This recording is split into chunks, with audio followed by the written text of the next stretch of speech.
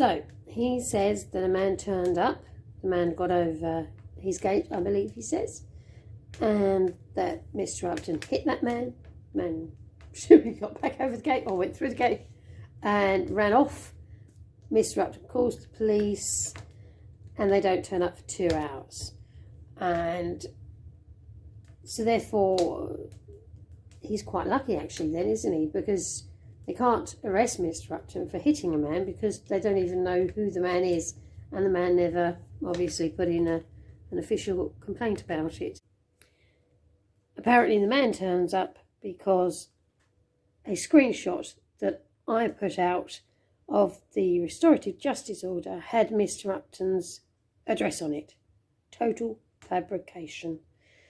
I was sent a copy of the restorative justice order, and that copy had been, the address had been blacked out, so there's no address on there. And Mr. Upton knows that. And he must really have lack of respect for his followers, because he knows I have these screenshots. He knows I have the videos to prove that he's lying. And yet he still lies in the belief, I presume, that you're going to believe every single word that he says, even if evidence is brought forward to prove that he's wrong.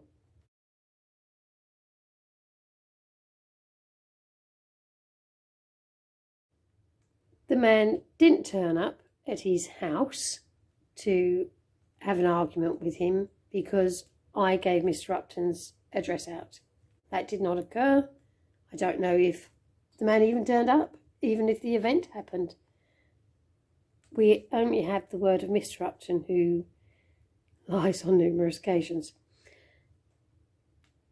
He also says that he did not know when he phoned me in 2015, calling me a spastic and a cripple and a bitch, and how he was coming to get me, and my spastic payments, that he was not aware of the fact that I was classed as disabled and suffered epilepsy. Total lie. Number 2. That isn't the case. In 2000, and his followers know that, the ones that have been following him throughout. 2014, he phones me, one of many phone calls that he made to me, asking me if I had a blue badge. Do you have a blue badge? Are you disabled? Go away, Christopher. Do you own a blue badge? Christopher, go away. Are you disabled? Christopher, go away. Now, where he got this from, I don't know, because I've never had a blue badge. But yes, I am classed as disabled. So his daughter then rings me up. I thought it was his wife, but actually the police had confirmed to me it was his daughter, pretending to be from the disability team, and I gave out that it was epilepsy. He goes straight onto his Facebook channel, and I have the screenshots of that as well, but I'm not going to waste time on this.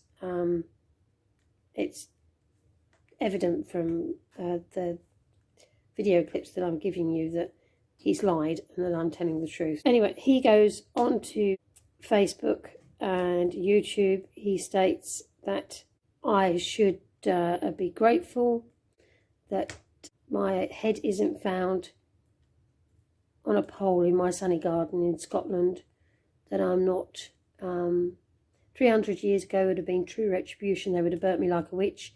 You see, back then they did treat epileptic people as witches, hence the burning comment. 2015, a YouTube clip where he says, I hope she has a fit and dies. She's disabled. She's supposed to be an epileptic.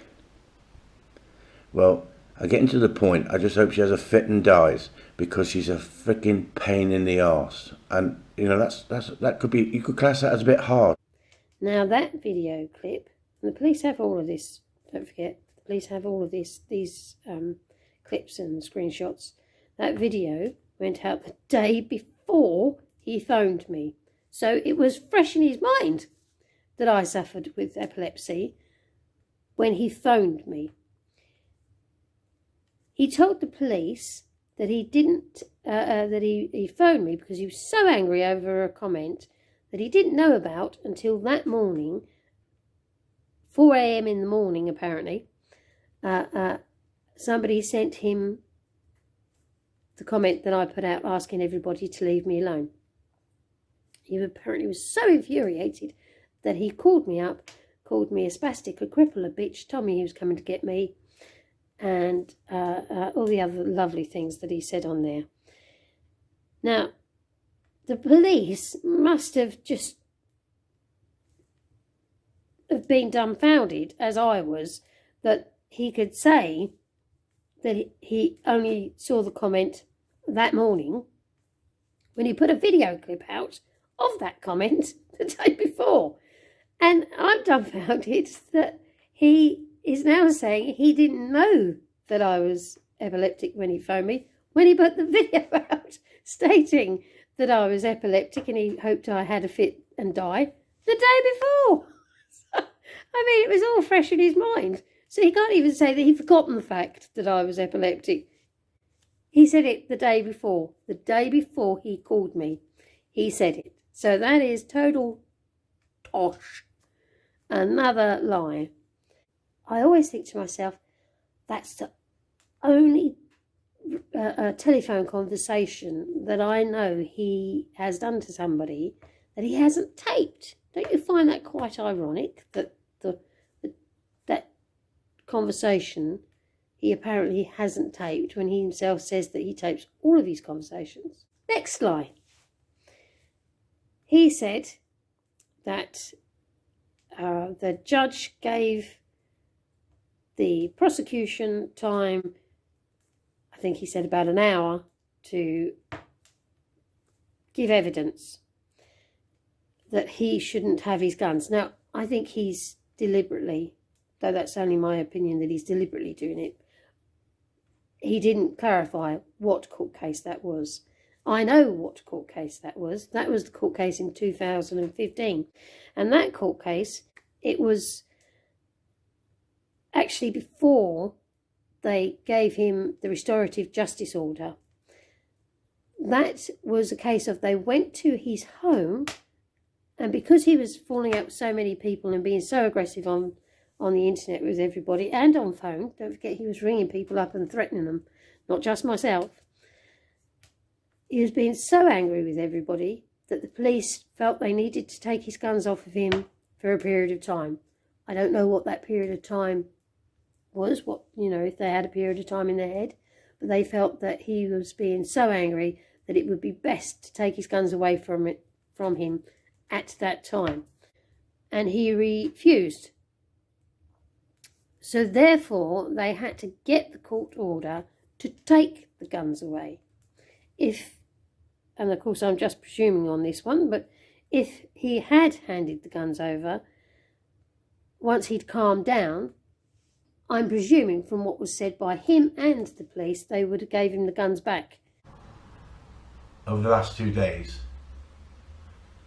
I've had the police here.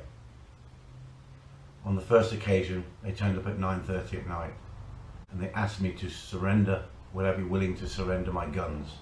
They weren't arresting me, but they asked me, would I surrender my guns? And I had to say, without my legal team, I can't make that decision.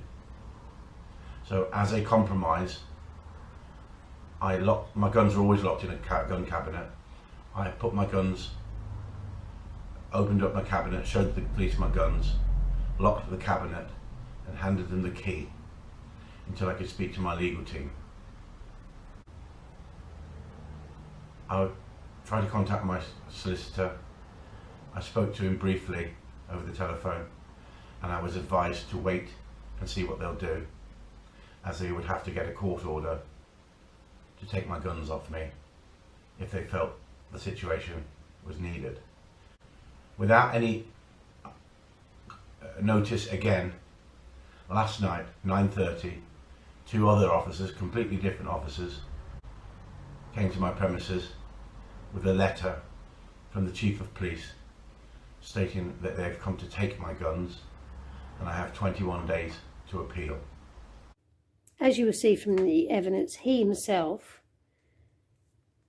believed it to be the British Association of Shooting and Conservation. Just because you give your opinion on the internet and you take on a big company that's supposed to license and control the way people use guns and give advice on that, BASC have taken it on themselves because of the video that I put up. They've informed the police and said that they feel that I'm unstable. A number of them from their company have contacted the police, and they have said that this person is not stable, and the police have acted on those grounds. He himself believed it to be because he was being so aggressive towards people on the internet, and of course it was via the phone. He was being aggressive with many people, not just myself, and it was before the restorative justice order was placed on him.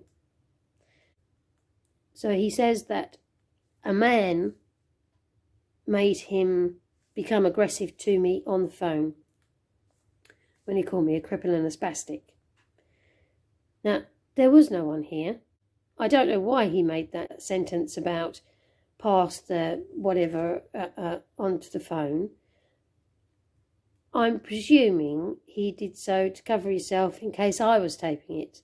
And I got a lot of the phone conversation taped, but not all of it, because of course I didn't know it was going to be him ringing me at 5 o'clock in the morning. I must admit, my first thoughts went to the fact that my brother was dying of cancer at that point of time, and I thought that it would be my parents telling me that my brother had passed away.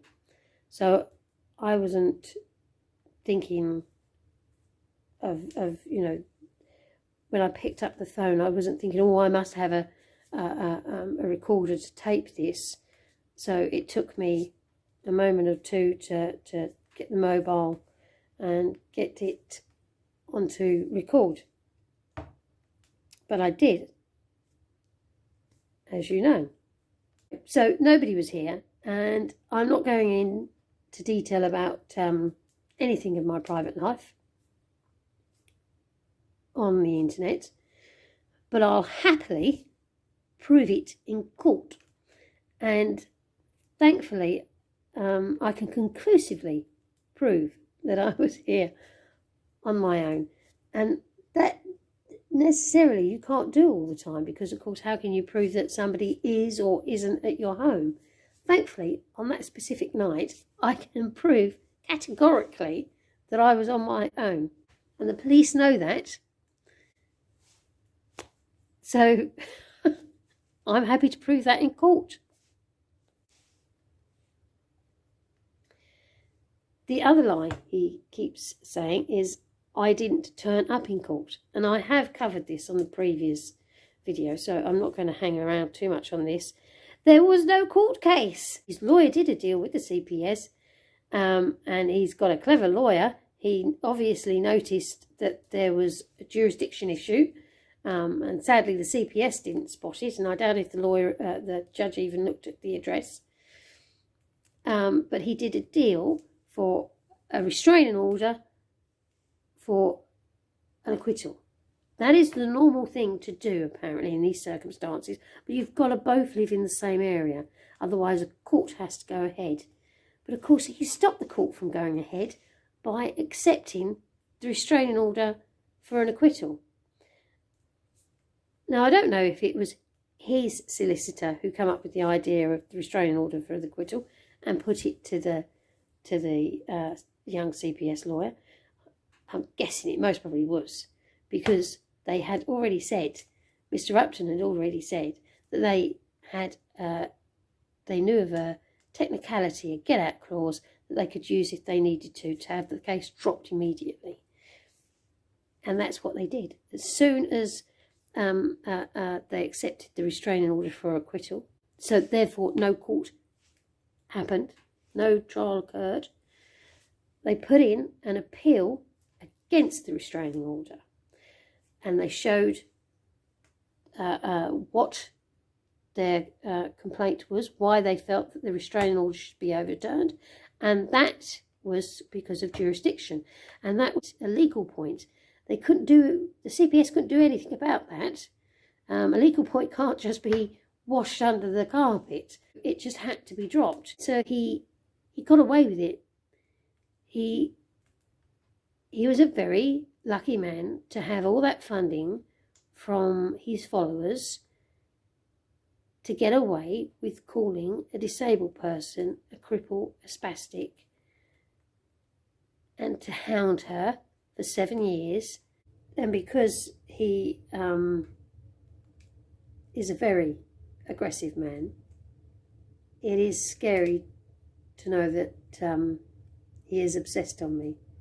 It's scary that there's no one there in his family stopping him, and it's scary that his followers are encouraging him to behave in this manner that most people would not behave in, and most people step away from him.